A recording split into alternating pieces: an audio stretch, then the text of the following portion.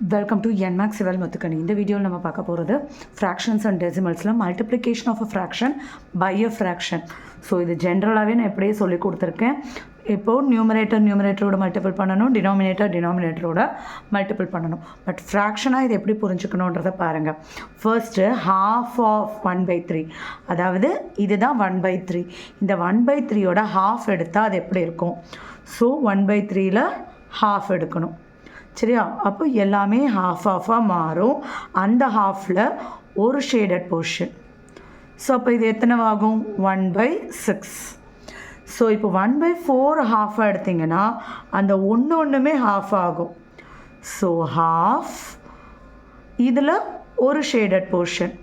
So 1/8.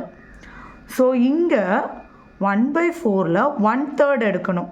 So இங்கேயே இது 3 equal பார்ட்ஸாக, இப்போ இது 3 ஈக்குவல் பார்ட்ஸ், இங்கே இந்த ஒரு போர்ஷனே 3 ஈக்குவல் பார்ட்ஸாக.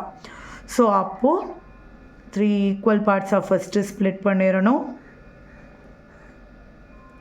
இதில் ஒரு ஷேடட். ஸோ அப்போது 1/12 போர்ஷனில் 1 போர்ஷன் ஷேடட். ஸோ இங்கே 1/3 இருக்குது. இப்போ இது 1/4.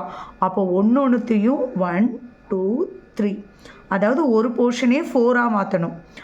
1 2 3 4, 1 2 3 4, 1 2 3 4. ஸோ இதுலேயும் 1 2 3 4, 1 2 3 4, 1 2 3 4. ஸோ இதில் ஒரு போர்ஷன். ஸோ 1/12. நெக்ஸ்ட்டு இங்கே 1/5 இருக்குது. இதை ஹாஃபாக பிரிக்கணும்.